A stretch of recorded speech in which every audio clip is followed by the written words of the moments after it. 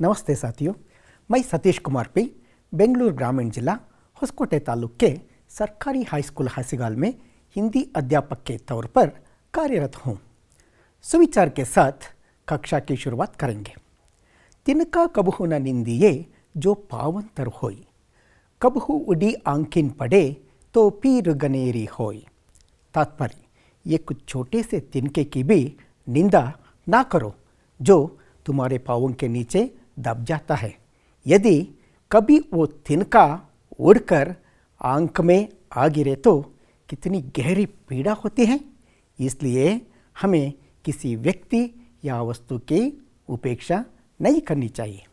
बच्चों, आज हम 9वीं कक्षा तृतीय भाषा हिंदी का गद्य पाठ पढ़ेंगे। मಕ್ಕಳೇ, ಈ ದಿನ ನಾವು 9ನೇ ತರಗತಿ तृतीय भाषे हिंदिಯ गद्य पाठವನ್ನು अध्ययन ಮಾಡೋಣ। हमारा देश भारत है। भारत स्वर्ग सुंदर देश है। भारत में अनेक महापुरुष जन्मे हैं और उन्होंने विदेशों में भी भारत की कीर्ति फैलाई है। अब मैं आपको एक आवाज़ सुना रहा हूँ, ध्यान से सुनिएगा। Sisters and brothers of America,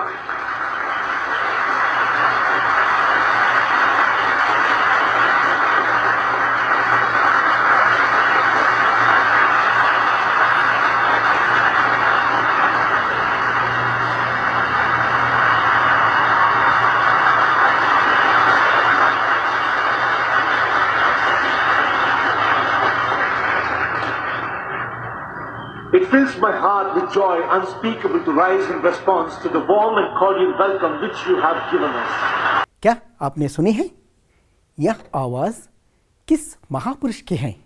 क्या आप अनुमान लगा सकते हैं? यह आवाज़ स्वामी विवेकानंद की है गुरुजी। हाँ, बिल्कुल ठीक है। यह आवाज़ स्वामी विवेकानंद की है।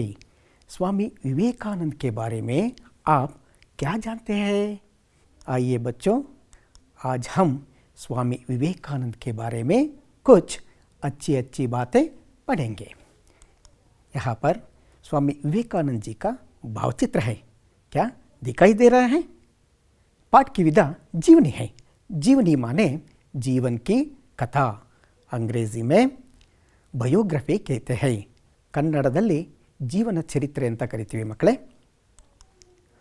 पाठ का आशय, इस पाठ में स्वामी विवेकानंद की महानता के परिचय के साथ देश प्रेम की प्रेरणा भी प्राप्त कर सकते हैं। लेखक का परिचय, इस पाठ के लेखक डॉक्टर जगदीश चंद्र माथुर जी हैं। देखिए बच्चों, पर्दे पर माथुर जी का चित्र दिखाई दे रहा है ना। इनका जन्म 16 जुलाई 1917 को उत्तर प्रदेश के बुलंदशाह जिले के कुर्जा में हुआ था। प्रारंभिक शिक्षा कुर्जा में हुई। उच्च शिक्षा यूइंग क्रिश्चियन कॉलेज इलाहाबाद और प्रयाग विश्वविद्यालय में हुई। इन्होंने भारत के किशोर बालक बालिकाओं के समक्ष आदर्श प्रस्तुत करने के लिए अनेक महापुरुषों की जीवनियाँ लिखी हैं। आगे बढ़ेंगे।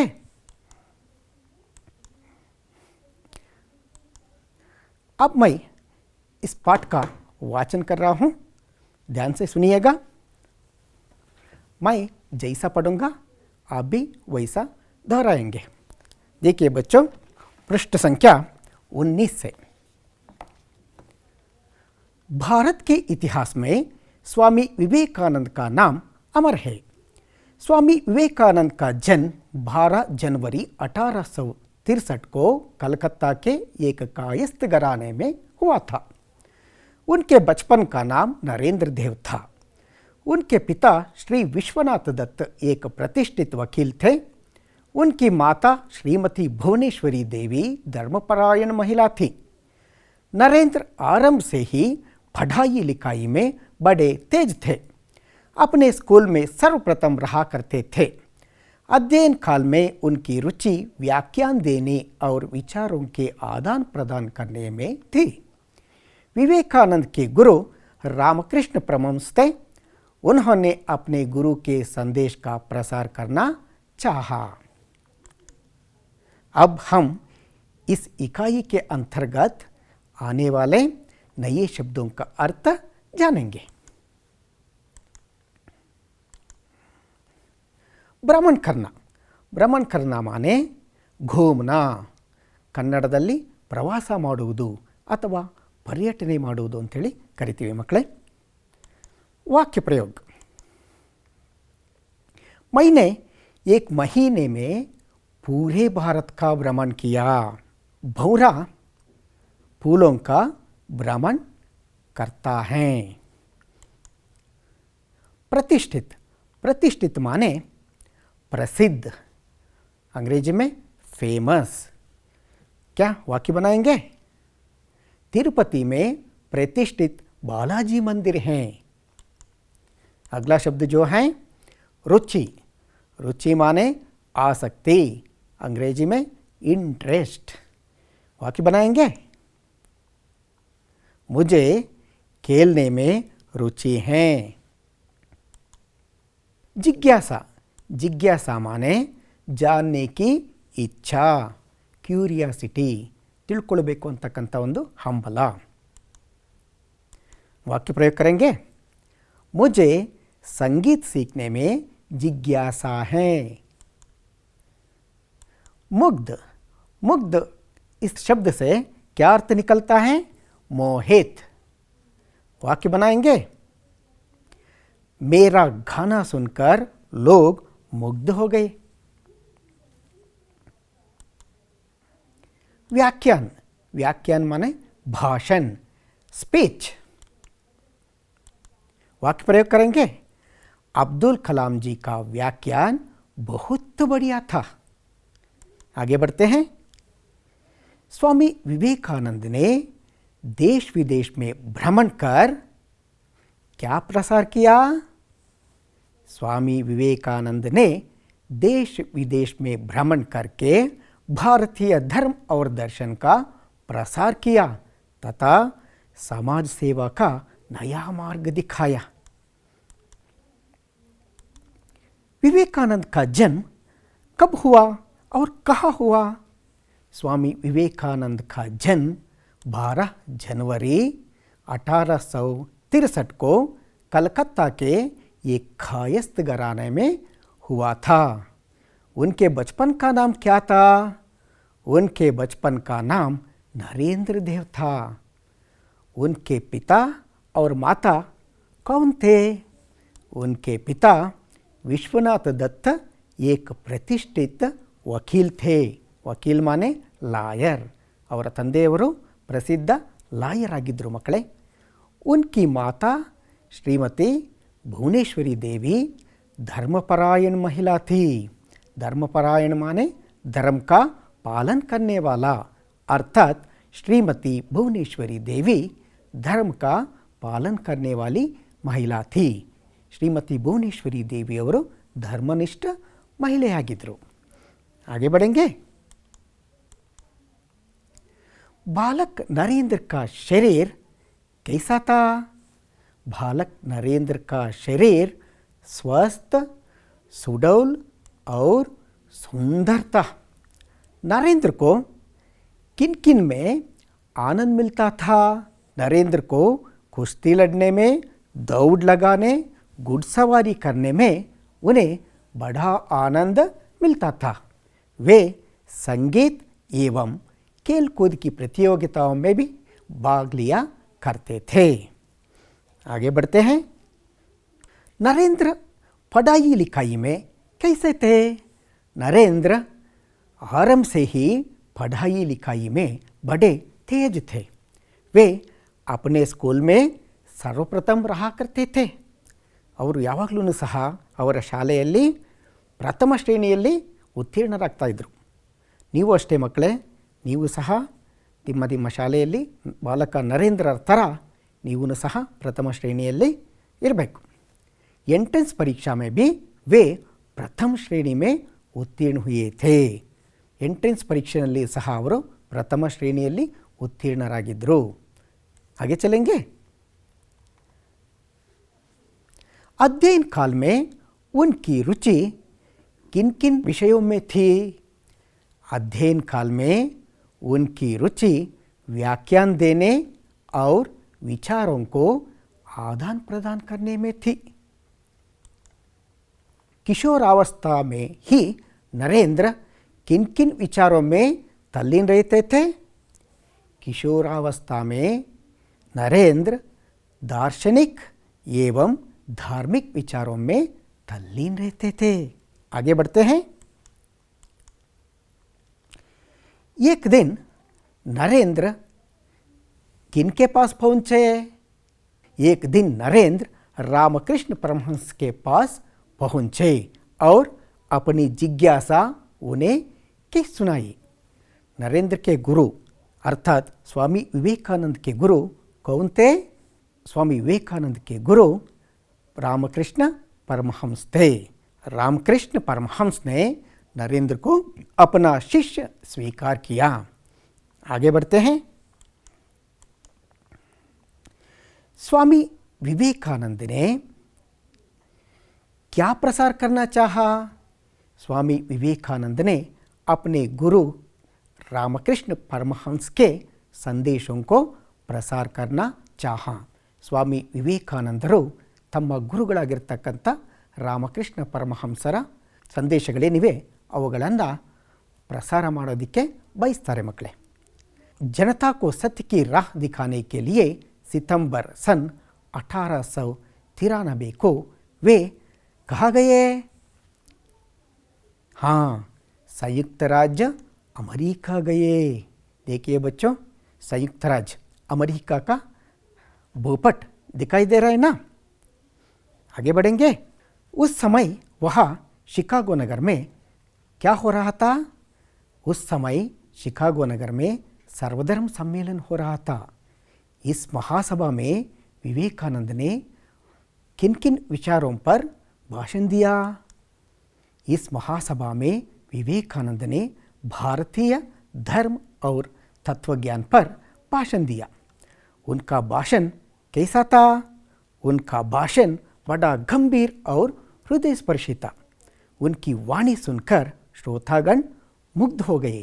ಅವರ ಭಾಷಣ ಹೇಗಿತ್ತು ಅಂತಂದರೆ ಹೃದಯ ಮುಟ್ಟುವಂತೆ ಇತ್ತು ಮಕ್ಕಳೇ। अब हम स्वामी विवेकानंद जी का भाषण देखेंगे। अमेरिकी बहनों और भाइयों,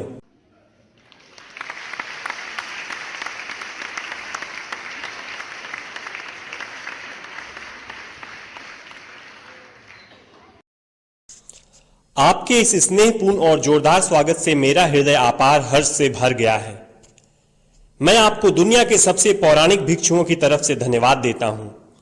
मैं आपको सभी धर्मों की जननी की तरफ से धन्यवाद देता हूं और मैं आपको सभी जाति संप्रदाय के लाखों करोड़ों हिंदुओं की तरफ से धन्यवाद देता हूं। मेरा धन्यवाद उन वक्ताओं को भी जिन्होंने इस मंच से यह कहा कि दुनिया में सहनशीलता का विचार सुदूर पूरब के देशों से फैला है। मुझे गर्व है कि मैं एक ऐसे धर्म से हूं जिसने दुनिया को सहनशीलता और सार्वभौमिक स्वीकृति का पाठ पढ़ाया है। हम सिर्फ सार्वभौमिक सहनशीलता में ही विश्वास नहीं रखते, बल्कि हम विश्व के सभी धर्मों को सत्य के रूप में स्वीकार करते हैं। मुझे गर्व है कि मैं एक ऐसे देश से हूं जिसने इस धरती के सभी देशों के सताए गए लोगों को शरण दी है।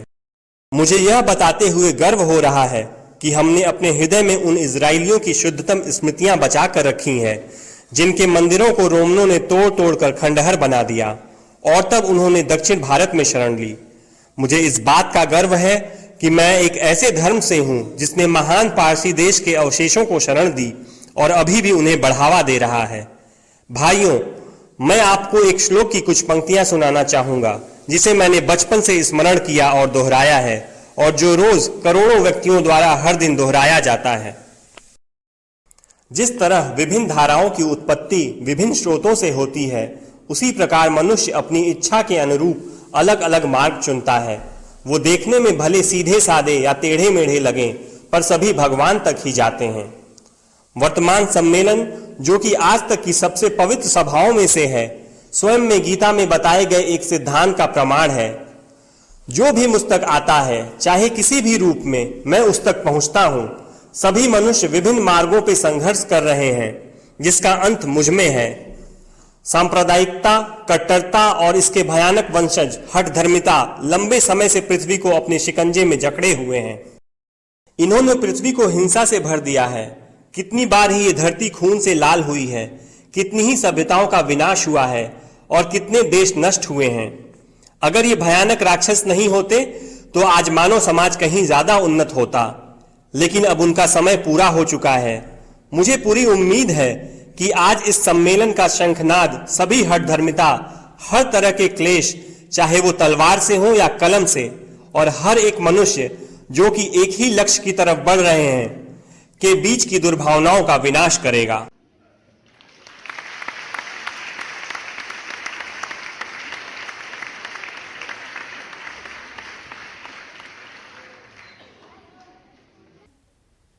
क्या आपने देखा है? कैसा लगा? अच्छा लगा ना? ನೋಡಿ ಮಕ್ಕಳೇ, ಅವರ ಭಾಷಣ ಎಷ್ಟೊಂದು ಗಂಭೀರವಾಗಿತ್ತು, ಹಾಗೆ ಹೃದಯ ಮುಟ್ಟುವಾಗಿತ್ತು ಮಕ್ಕಳೇ। आगे बढ़ेंगे। भाषा कार्य।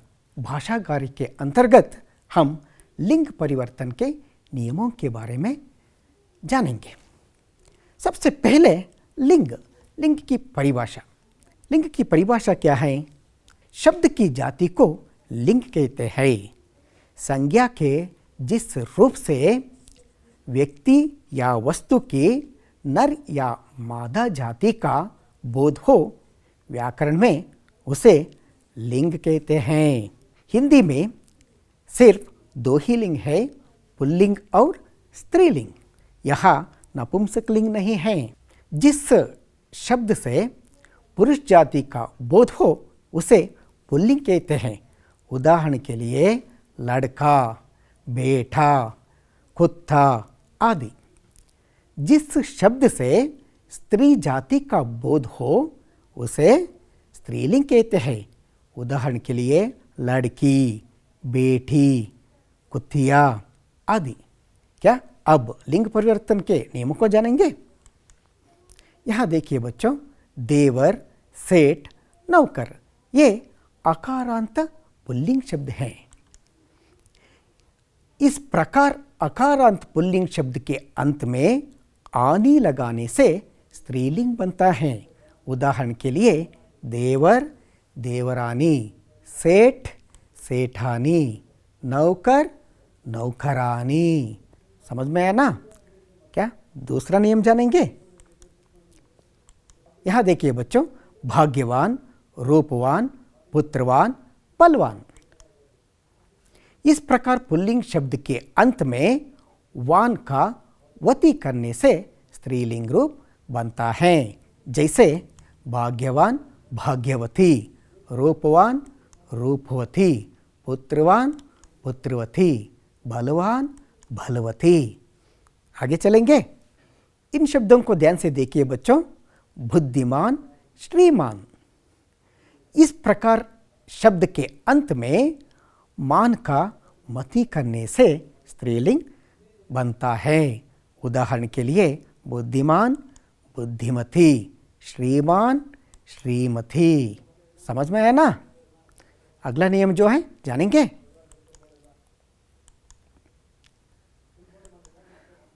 इन शब्दों को ध्यान से देखिए बच्चों।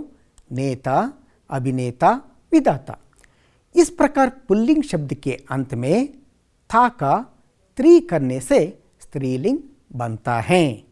जैसे नेता, नेत्री, अभिनेता, अभिनेत्री, विधाता, विधात्री। अगला नियम जानेंगे।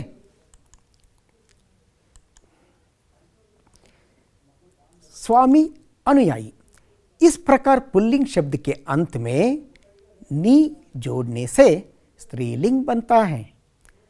नी प्रत्यय लगाने से पहले मूल शब्द को इकारांत में बदलना होगा। उदाहरण के लिए स्वामी, स्वामिनी, अनुयायी, अनुयायिनी। और कुछ नियम हैं, अगली कक्षा में जानेंगे। समझ में आया ना? आगे बढ़ेंगे। अब मैं आपको एक गतिविधि दे रहा हूँ। यहाँ कुछ वर्ण इधर उधर हो गए हैं, उन्हें सही जगह पर लिखकर शब्द बनाना है, अपनी कॉपियों में लिखना है। आपको मैं 30 सेकंड्स का समय दे रहा हूँ। आपका समय शुरू हो रहा है।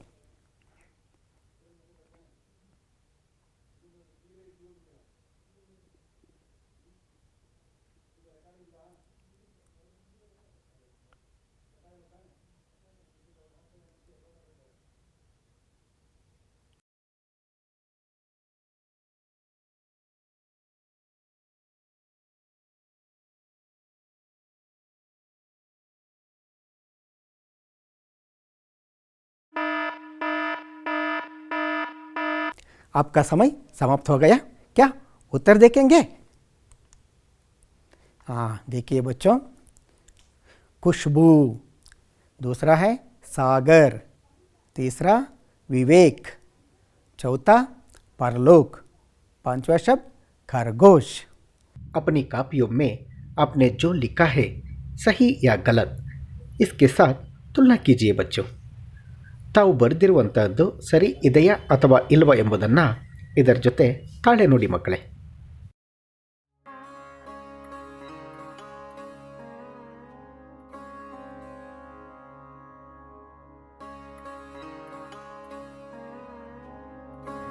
स्वामी विवेकानंद जी के महत्वपूर्ण नारों को सुनिए।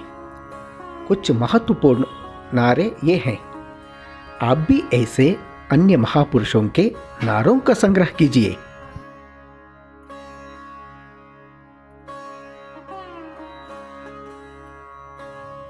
विवेकवाणी, उठो, जागो और तब तक नहीं रुको जब तक लक्ष्य ना प्राप्त हो जाए।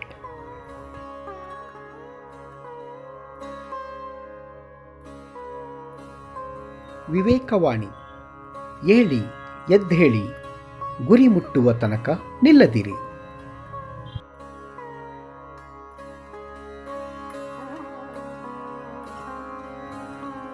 विवेकवाणी, दिल और दिमाग के टकराव में दिल की सुनो.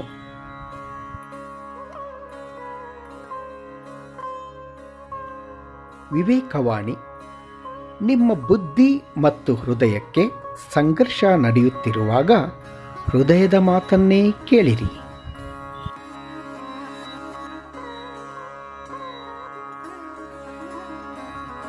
विवेकवाणी, संघर्ष जितना कठिन होगा जीत उतनी ही शानदार होगी.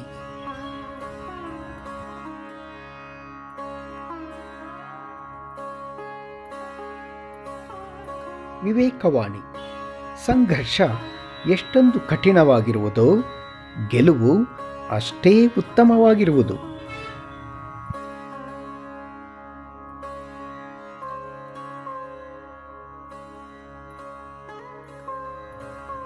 विवेकवाणी, सबसे बड़ी हानि अपने आत्मविश्वास का खोना है.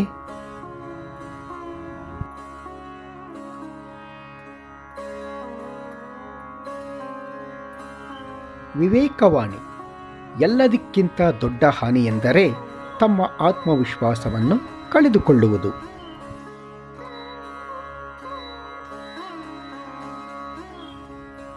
विवेकवाणी, खुद को कमजोर समझना ही सबसे बड़ा पाप है.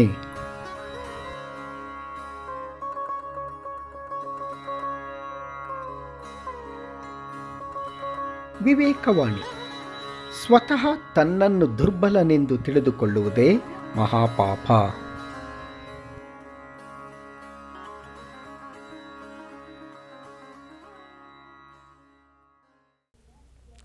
इन प्रश्नों के उत्तर दीजिए. नरेंद्र पढ़ने में कैसे थे? बड़े तेज थे. बहुत खूब. दूसरा प्रश्न, विवेकानंद के गुरु कौन थे? रामकृष्ण परमहंस थे. बहुत बढ़िया. तीसरा प्रश्न, विवेकानंद की रुचि किन किन विषयों में थी? व्याख्यान देने और विचारों को आदान प्रदान करने में थी. आप तो बहुत होशियार हैं. निम्नलिखित शब्दों का अन्य लिंग रूप बताइए. जेठ, नेता, स्वामी, श्रीमान, बलवान।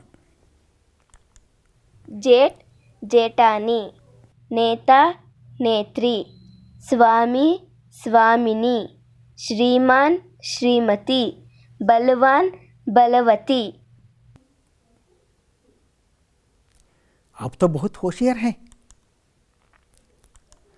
बच्चों, गृह कार्य। स्वामी विवेकानंद की शिक्षा के बारे में लिखिए। दूसरा प्रश्न, स्वामी विवेकानंद का भाषण कैसा था? तीसरा प्रश्न, पुल्लिंग और स्त्रीलिंग शब्दों का अलग अलग करके लिखिए।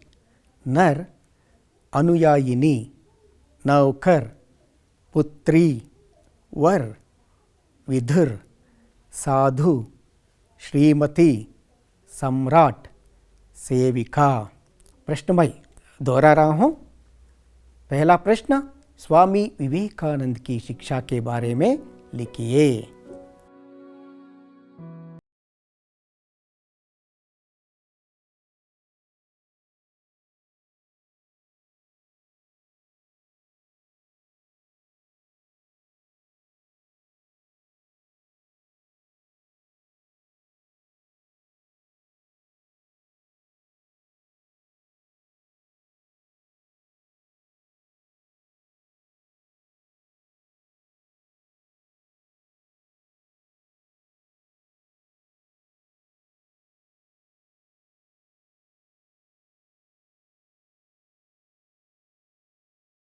होमवर्क करके अपने अध्यापक को दिखाना है। क्या दिखाएंगे ना? ठीक है। पाठ के आगे के भाग को अगली कक्षा में देखेंगे। धन्यवाद।